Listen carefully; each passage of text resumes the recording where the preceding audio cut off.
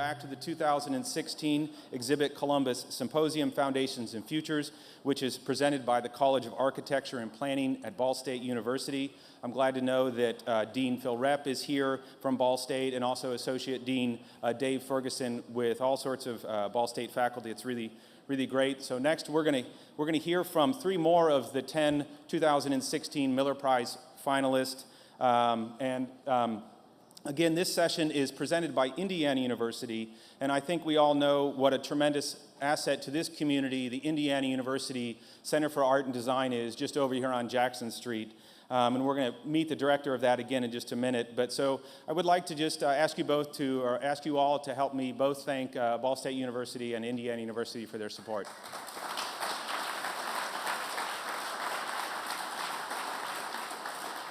Yeah, so, and I'm excited because the new IU School of Art and Design, the new dean here, Peg Feynman, is here, and also is the Associate Dean, Steve Watt. So welcome, everyone. So in this session, we're going to hear from 3 more teams from the Miller Prize competition. So we're going to hear from Rachel Hayes, Joyce Hsiang, Bimal Mendis, and Chris Cornelius in a conversation with Kelly Wilson, the director of the IU Center for Art and Design. Will you welcome them to the stage?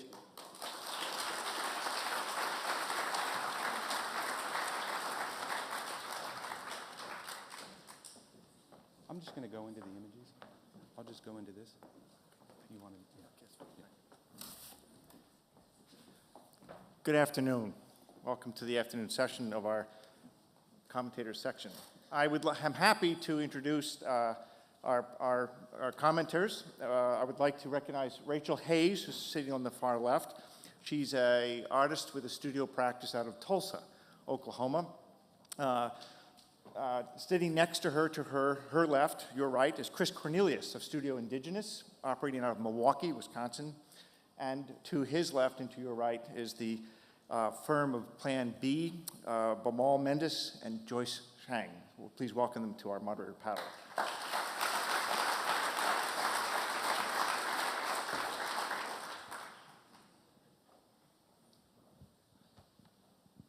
So thank you for coming and sitting here. I'm happy to introduce these guys to you, and particularly for the topic that we have at hand.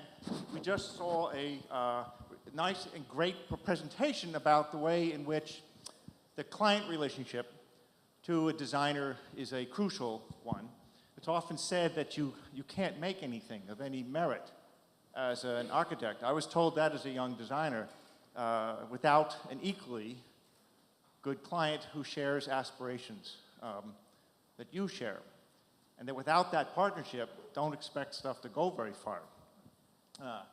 And then a second issue is that how the life of a project, as it proceeds into existence, gathers wrinkles, grows moss, shifts, drifts, becomes ancient, has to be thought about, replanted, or redressed, and how we think of that as designers and makers. So before us here, it was really cool to tell you that we have 3 very unique kinds of designers / artists who have very unique forms of clients. And I will start by introducing Chris Cornelius and his indigenous studio. That your practice is a unique one in terms of the client and the sort of the larger client you serve. So I'm going to let Chris describe this. Sure. Because I'm Native American, I serve Native American clients primarily, and they kind of seek me out. And one of my best clients is actually a client I'm still working for. They helped me establish my practice, that is the Indian Community School of Milwaukee. They hired Antoine Predock through an invited competition. They wanted a Native American architect on the team, on the design team, to help ensure that the culture was being translated into the project. They found me and hired me because I was someone who wasn't doing buildings that look like turtles or thunderbirds or things, any other sort of zoomorphic thing.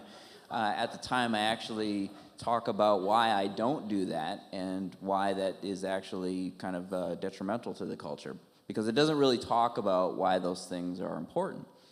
So I got into a position where I was hired because it was required by the client, but what happened was that my relationship with Antoine Predock was completely collaborative.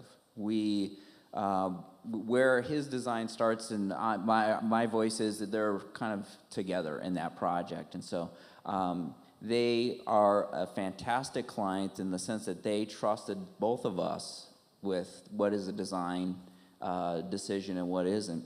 And so even things like today, like if they pick a soap dispenser for the bathroom, they ask me what I think about it. I mean, this is like the ideal It could thing. get wearing, could it not? It can, but I love it. So, you know, so I design furniture for them.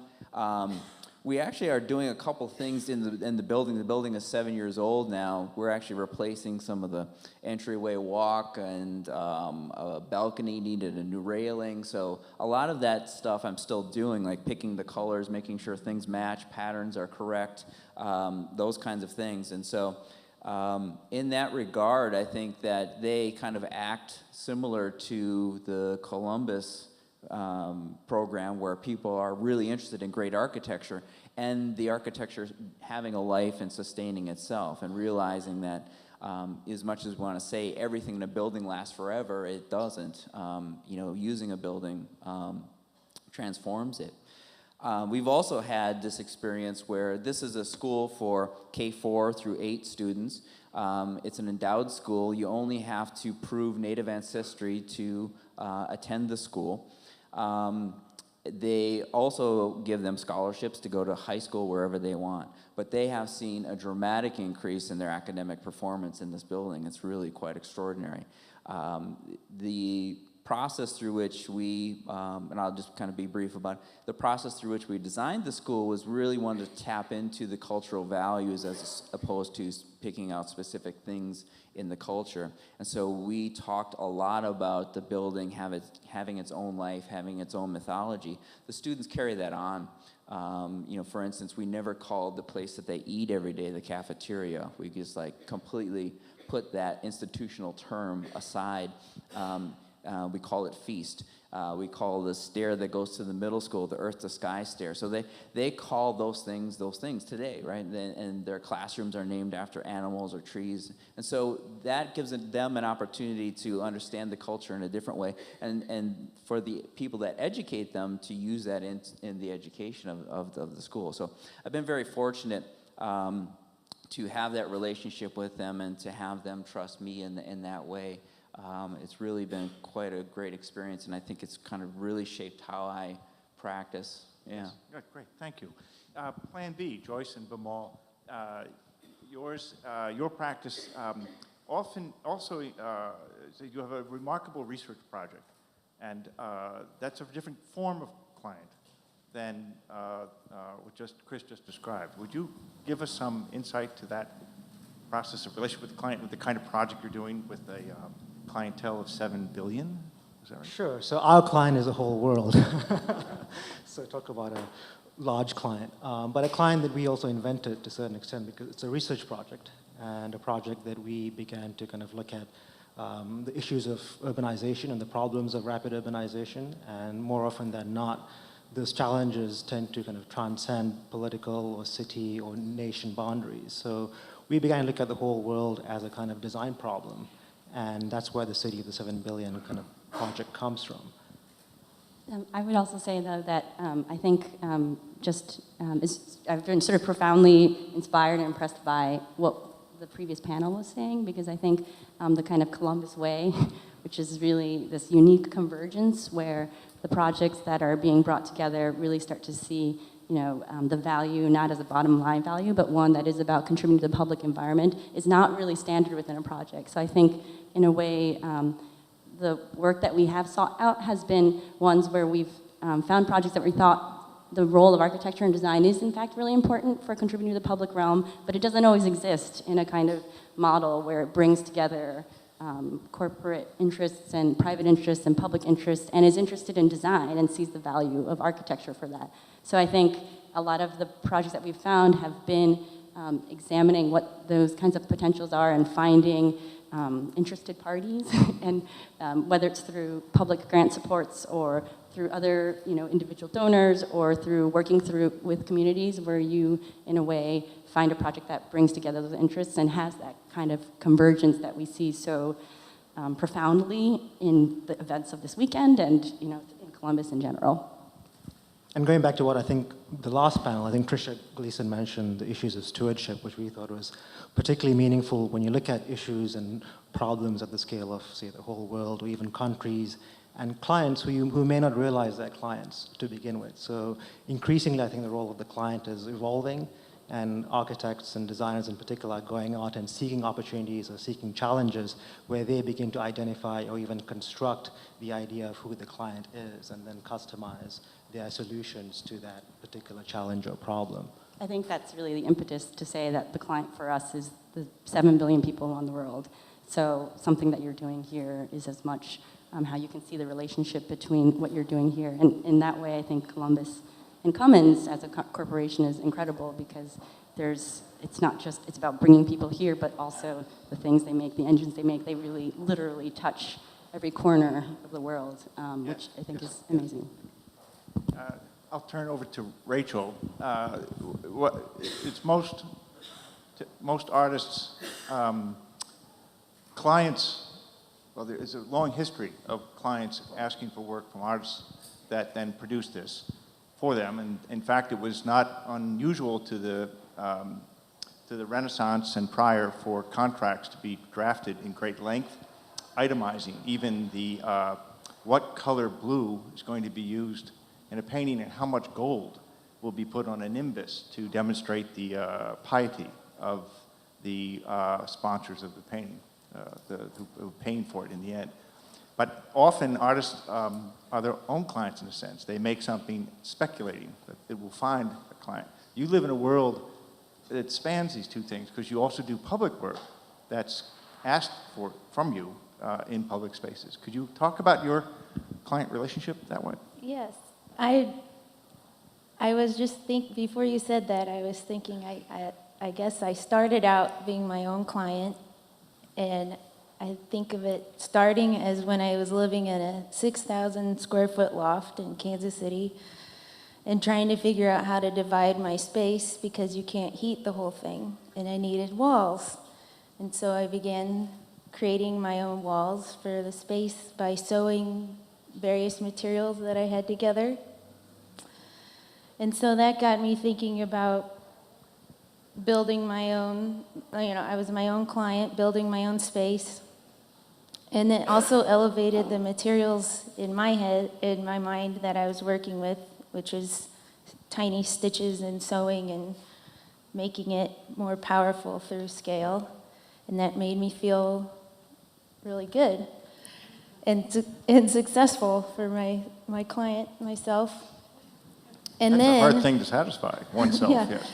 So then I have done some public projects, and I've been fortunate enough to receive back some of the work that I've installed, and I guess given it a new life, and thinking about not necessarily myself, but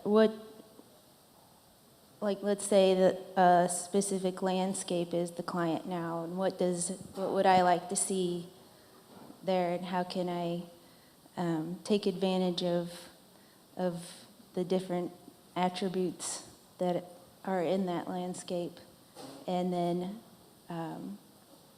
put it out there in the world and fish for different clients, different types of clients. And something that Mary said, it's just a organic and incremental process. So in architecture and design field I'm familiar with, the client produces there's an expectation from the client that you were asked to deliver a thought process for. And in your work as a visual artist and installation artist, does that occur in your work, or do they see something you've done and said, one of those?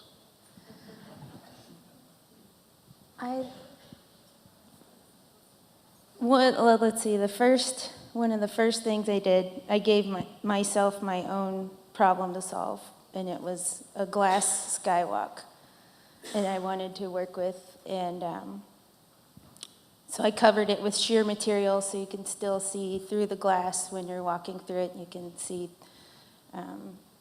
the city through the fabric. And so that was solving a problem.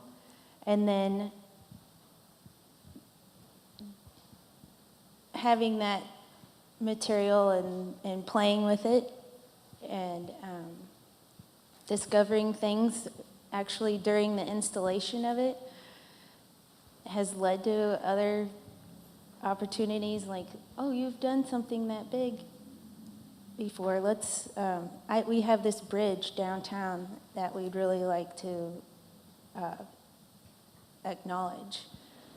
And what do you think you could do with this bridge? And so I've come, a couple of things of clients have come from that.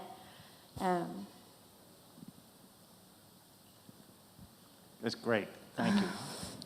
Chris, in your relationship with clients, as the usual process we go through presenting pre-design, where we learn the aspirations of a client, and we do our best to interpret those to the best solutions we can think of to solve the pragmatic, the rational problems and the irrational problems, which is really what you're doing in architecture, is the rational side. Did you find that you found clients that understood this particular unique dialogue where you're solving more than the pragmatic issue and they see the other side of this stuff? It's an interesting question because, for instance, in this project that I worked on for my own tribe, it puts me in a weird position in some ways. Like, I've come to realize, recently, and especially through this process of being here, that people kind of want to know, like, where does this stuff come from? Like, what is your process? There's two things that are very difficult, at least for me, to talk about, and that is my process and my culture, right? But I am an academic, and I teach other people how to do this. So I have to talk about those things, right? Or I'm hired because of my culture, and I have to talk about those things. So what I try to do is to listen as much as possible and try to figure out what is the story that needs to be told here. And sometimes it's not about the site or the program. It's not that obvious. It might be about something else. So that project is a maple sugar building. So it's like where they boil down sap and make maple syrup, and that's actually a part of our culture. My tribe, the Oneida, are indigenous to northern New York, and we moved to Wisconsin, but it's always been part of how our diet, what we use for a sweetener and those kinds of things. So it's taught to the native children as a cultural thing. And in that project, while I was talking to the teacher who teaches that process, she talked about how in our culture, the Oneida culture, we don't talk about things in the sky as much as we used to. There are stories about things in the sky. And so one of the stories is called the Seven Dancers, and the Greeks call it the Pleiades, Seven Sisters, I think it was, or something like that. But there's a story about the Seven Dancers, and I'll tell it to you quickly, but it's about seven children that wanted to have their own ceremony. They went to their parents. They wanted food so that they could have a little feast and carry on the ceremony. But their parents said no. And so they got so angry, they started to dance on their own, and they danced so hard they went into the sky. And so they went into the sky, and they became the Pleiades. And so when we see the Pleiades, we say that they're dancing really hard. But it's actually also a cultural thing where that signals our midwinter ceremony when the Pleiades are directly overhead. And so we were talking about that story, and I thought, what if that building could be the aperture through which both these children danced through and went to the sky, but it's also a practical thing where you could use it to look up and see if the Pleiades were directly above. So I tried to tie into the story as opposed to program, site, budget. Those are the things we have to do as designers. But for me, it's about how can I use it? Because I can't make a microcosm of a culture in every single building. What we can do, however, is make artifacts that are 21st century artifacts of that culture. Joyce and Bimal, in your relationship with clients, have you had the nature of it? Have you had an experience where you're working with your client and you find that they actually have a better idea than you do? I think almost always. It's humble. But in part because they come with a specific set of information or expertise that we are very rapidly trying to absorb and become accustomed to. So for example, we've had clients, one of our clients was a nonprofit based in Mozambique trying to build a library for children in a very rural part of Mozambique. And there we found that we were initially unequipped to really understand the problem, and they were the ones who were responsible for educating us. But we were able to, using our architectural and design expertise, also, change some of their kind of perspective and change their problems into opportunities that they may not have realized were conditions that confronted them. So it's more of a conversation. I think that conversation where the client, I think, inevitably enriches any project or problem is something that we enjoy, I think, sharing. But I'm not sure if you... And I think also that part of it is sort of seeing a lot of these clients not as just one singular client, but it's sort of all the different sort of voices that come together. And as the architectural role really is about how you kind of bring these things together and give form and space to that.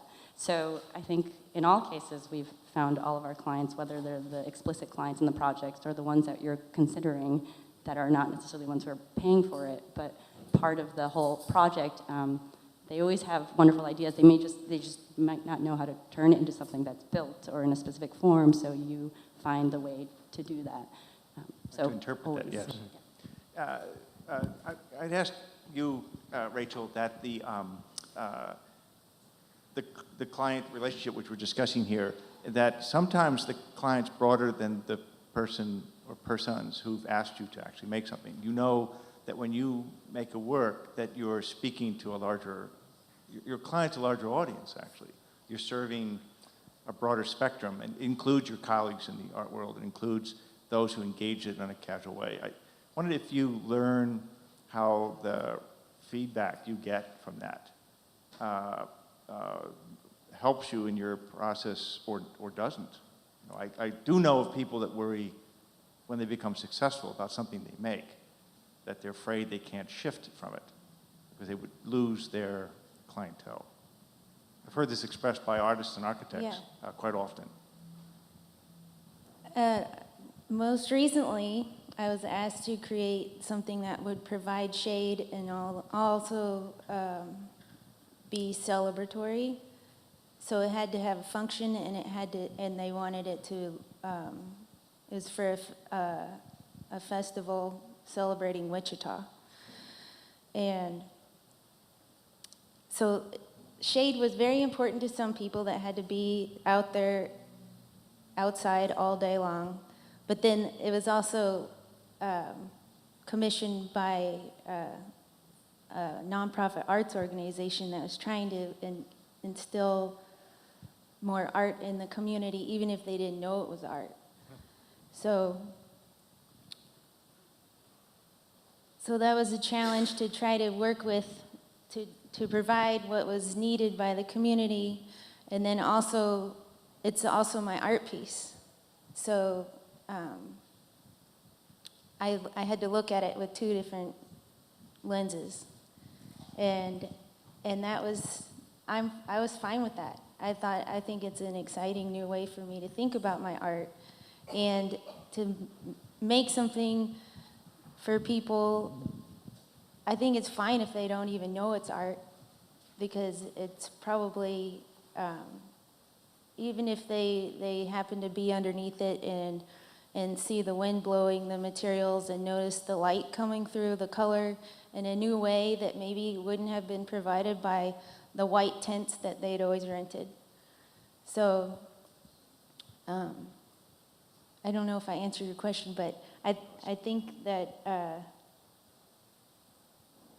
I don't have, It's a lovely answer, and I love the description of how you think of the color in the fabric being a alternate way to think than the standard white. yeah. Tent, of course, right? That's very beautiful. It mentioned in our the presentations, Steve Forster went at some length to describe that, and also with Ben Weaver with the Miller property, is that the erosion, the wear, the age, the wear and tear, natural forces that go on our projects. I know as architects, we worry about this a lot, or we should be, and that sustainability is a tremendous issue, and our responsibility to the planet and so forth.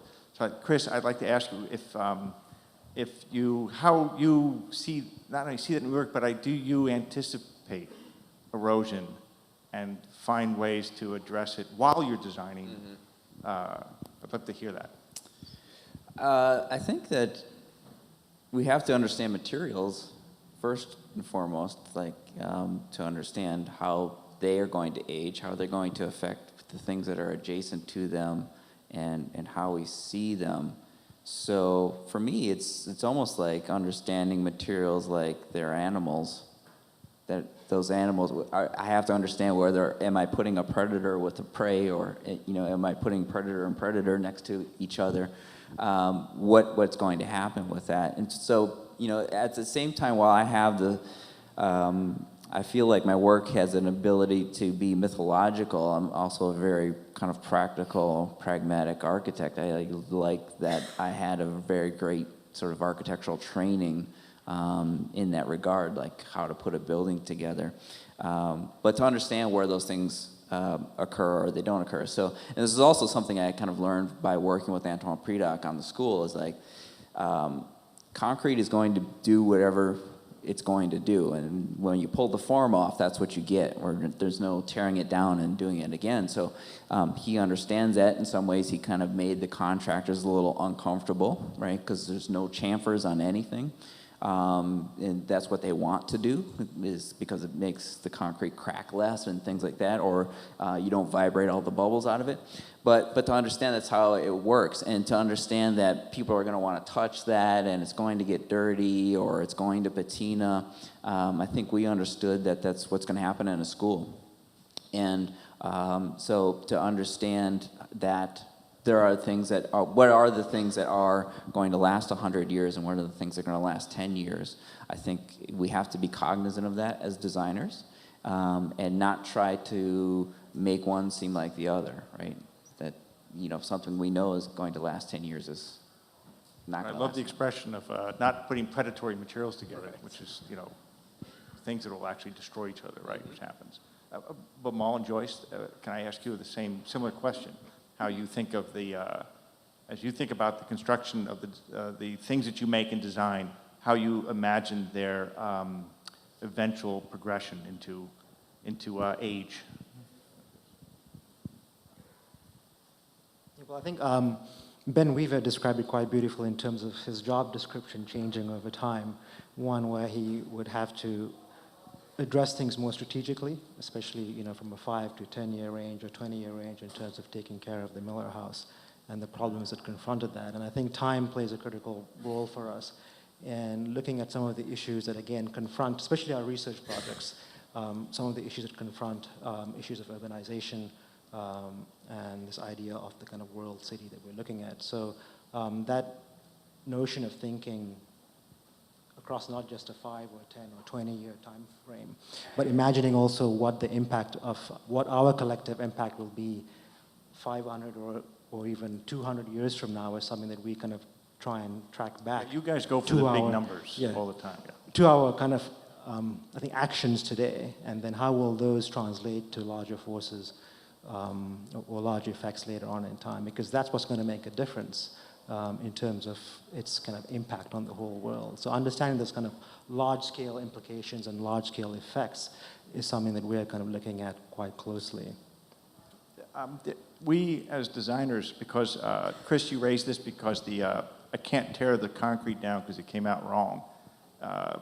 this is why was it famously said to me when I was a student, young architect, you will not make buildings, you will make drawings and models. It was kind of stood me up straight. And I thought that's kind of compelling, but I know that Rachel, when you go to present your work, often artists will work one-to-one. They often don't make a representation of their work, they make the work, the thing in situ like this. Do you use drawings or maquettes or representations to your clients? I mean, how do you convey what you'd like to do? I think about like all the stuff that's in the show at the university is all potential like maquettes. Like this piece that's on the pedestal, I actually picked it up this summer after I'd been assigned Millrace Park and started thinking about the round lake. And I was in South Dakota at my father-in-law's farm, and he has got a lot of wonderful old equipment laying around. And so everything, I've learned to, that everything has potential to like become something else in my studio. Like all the little experiments, I'll look back on them like after 5 years and realize, oh my gosh, I just did the same thing, or I've had this in the back of my head for a long time, and here I've built it huge, and it definitely one thing leads to another. So I definitely think of it, my stuff as like drawings or maquettes. I see. So, and you'll use that when you're conjuring up a project and you're drifting through your thoughts and accessing things that you've done. Will you show that to the people for whom the location or place or those responsible who've asked you to do this, or will you wait till it gels somewhat? I usually wait till it gels, or it's actually usually in hindsight that I realized that one thing was influencing the other. I see. Chris, you do drawings. You draw a lot. I enjoyed looking at your sketchbook images online. I share the passion, conviction about it. So when you represent your ideas to your client, what do you find is the most, what do you do besides our words that you find most useful when the first set of ideas has to be transferred? I think it's important to understand the audience, whether your client will understand something that's abstract or they want something that's concrete or material even. They want a product sample, or you give them some sort of drawing that needs interpretation. So that's what I try to be clear about with them is, this is my process. This isn't the product, but this is how I'm thinking about the project.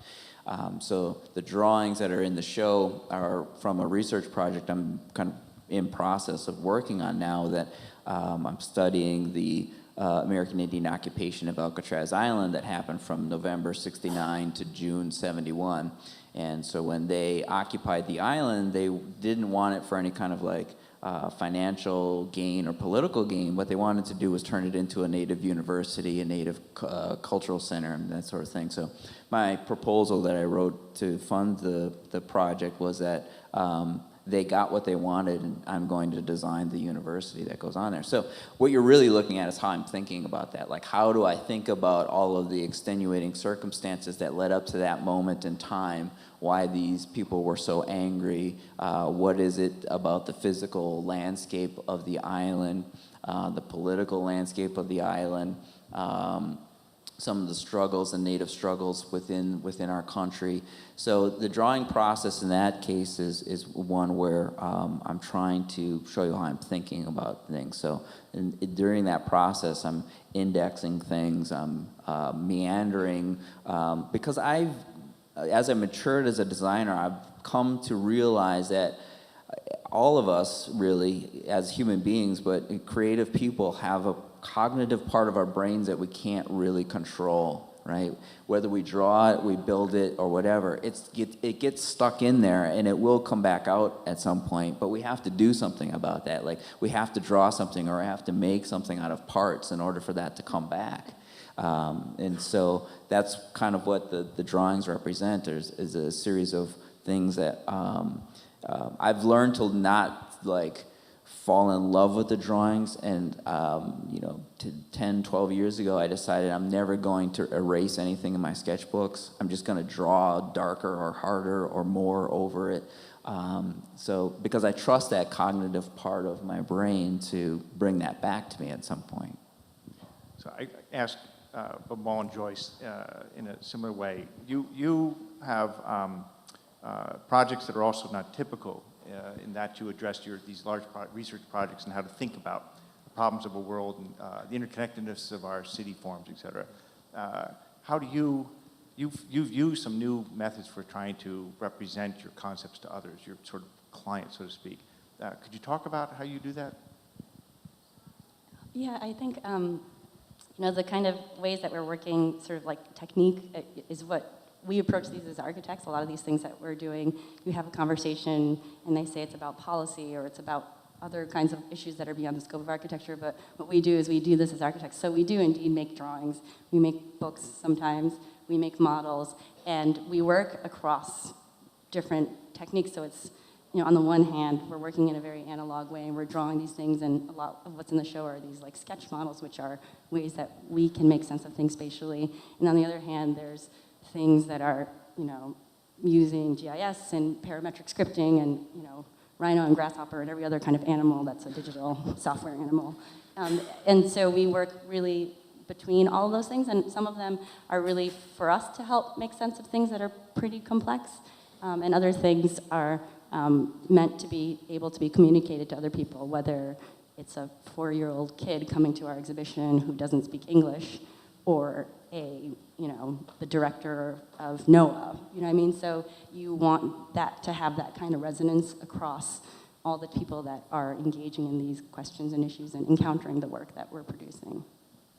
And we make many, many, and perhaps too many versions of the same thing, like models that, again, are experiments, they're ideas. It's a way for us to... You can blame Caesar, Pelli, and Oma, and actually Saarinen, I guess, in some ways, for the fact that we always make 1,000 models all the time.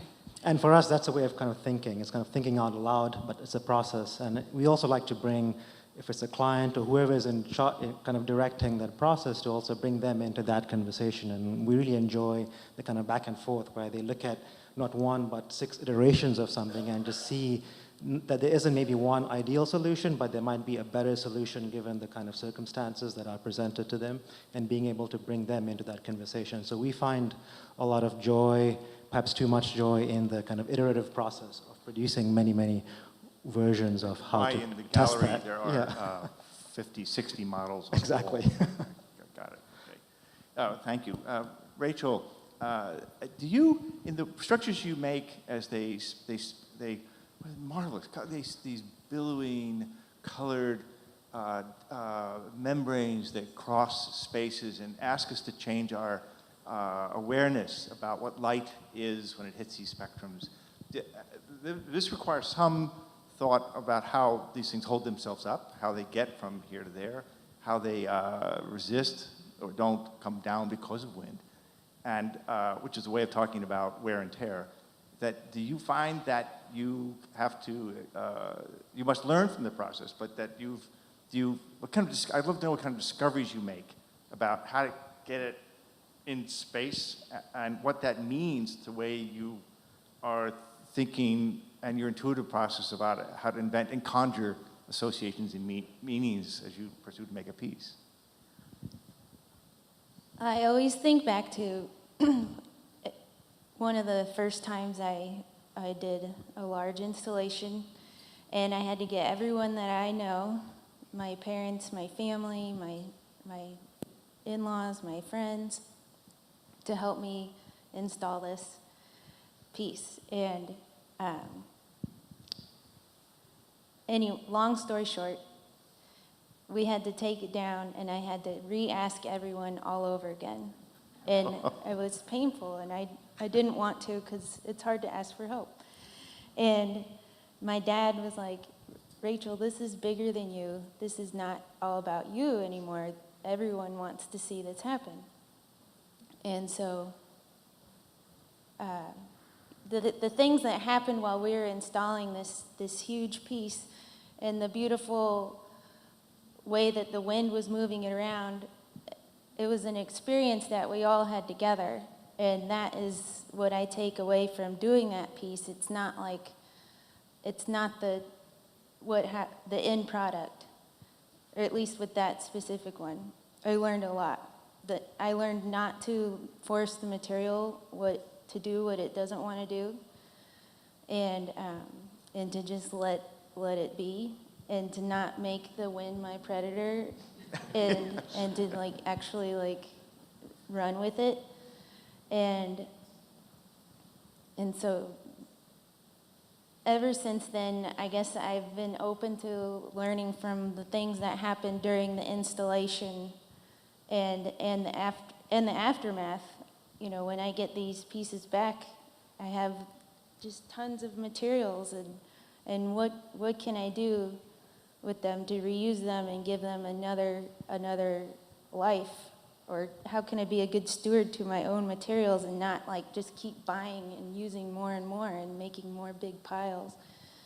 So having just trying to be present when these amazing things happen and learn from those things that happen during the installations and the little things that happen in a studio, and trying to just keep building off from that is Great, thank you. how I learn. We're often told, it's a common, you hear it in schools a lot, fail and fail often. Don't be scared of this. It's only by the process of trial and error that we discover the fragments that work, and they pull into larger DNA cycles, the animals that do work, and so forth. But like Chris, I wonder if you felt that you must, certainly as a designer, discover things that don't work, but did work somewhere else, but don't work in this situation. Could you talk about that a bit? Yeah, I've also learned as I've matured as a designer to not work too hard, you know, like to not overdo or overthink things or situations. So one of the images that are up here is a small changing room for the sweat lodge at the Indian Community School. It's just a place for people to be able to change their clothes, and it's really kind of all they really needed to do that. But that design actually kind of came from another way of thinking on another project that the client didn't really kind of understand the form of the thing. And I was also intrigued with, can I make this thing? Can this thing actually be built in this form? And what would that look like? So, and in some ways I kind of sample from myself because I feel like if I had thought about it there, how can I apply it somewhere else? It's not really recycling. To me, it's a sampling, like in hip hop. It was built on sampling other people's music. So that's kind of how I think about it, is I can do that because I thought of it here. Can I apply it in somewhere else? Joyce and Bimal, is there something similar in your practice where you discover some mental process or invention that perpetrated by either client or project worked, and then you try to apply the lesson to a new problem and it doesn't work at all? Have you had this, or that? I think so, but we also, I think, turn a lot to precedent, and we kind of learn a lot from history because we feel like others have done it before and perhaps even done it better, or done it better in a different environment or in different conditions. So we do a lot of delving into the kind of history books and the archives and trying to understand how, like, where our ideas might stand relative to the kind of rich history that has come before us, because that's to a large extent the fountain from which we always draw and pull from, even though they might not be to this particular context or situation. We find that that's a very useful Yeah, thing to there's draw always from. an active transformation or translation made, because we never copy, we interpret, right? In the few minutes that are left to wrap up, I'd like to ask you, you've only been in Columbus for a very short time, but and we've been stuffing you with as much information as we could. I'd love your thoughts, as loose and as candid as you can be about what you've seen. You don't need to talk about your sites, but that, Rachel, I would love to hear how you feel about what you've discovered and what instincts you see. I'm really impressed with how everyone, it's not, there doesn't seem to be like one visionary in this town. It seems like there's several and they're all working together. Usually all you need is one, the visionary dean of the department. But there's so many people here that want to see something happen and take care of what they've got. I just am pretty blown away by that, and also highly inspired by the Miller House tour. It was amazing. Yes, we all were. Yeah. Chris? This is really an extraordinary place, and I think that it really kind of exemplifies what architecture should be, in the sense that when a client hires an architect, they hire them for a very specific reason, and they don't tell them what to do. Frank Gehry has this quote recently where he said, "I don't know why people hire architects and then tell them what to do." That, it's really, I mean, we've all had that experience, but here it seems like, well, they give you this, the list of 5 is a curated list. It doesn't just come from anywhere. And they allow people to do what they do. And I think it's also so, for me at least, extraordinarily inspiring that a lot of these architects, these are their first major commissions. And I feel very blessed to be part of this program, to whether my installation gets picked or not is still something that I contributed to Columbus. And I'm very grateful to be part of this process. To be part of the whole sort of ethos of the design sensibilities that are here. And it's really quite, I think it's like a magical place. It's really, really beautiful. Well, we're very glad that you feel that way. Plan B. I think we're thankful to be here, and again, we've learned a lot, and I think we'll take away as many questions as we can from our tours and visits of the various buildings and sites. And I think just linking back to the last, presentation and panel, and what Tricia Gilson, who is the archivist here, kind of made us also see the city as a kind of living archive of sorts, and this idea that, how the balance between stewardship, how you maintain the buildings and learn to kind of draw from them, and how that is balanced with innovation and renewal is something that I think is a kind of lesson and a question that we will take forward moving from here. I think Columbus is incredible. I'm totally honored to be here. I think you're referring in the last panel about the Columbus Way, and the Columbus Way is really not the way of the world, but it should be in a way. And I think architecture is it's actually just a small portion at the end that is a reflection of this much larger integrated series of relationships in the community, and we've felt that enormously being here just in the last 24 hours, being sort of warmly welcomed by 10 people at our site who are so invested, from the person who teaches people how to walk on ladders to telling them not to jaywalk, to everybody. So it's just incredible how much of that energy, or just walking down the street and somebody kind of pulls you aside, like, hey, are you guys one of the designers? That's really, really incredible. So I think, in a way, how the Columbus Way could be more of a kind of model beyond this place for the way everybody should be engaging it. We thank you. We thank our commentators today.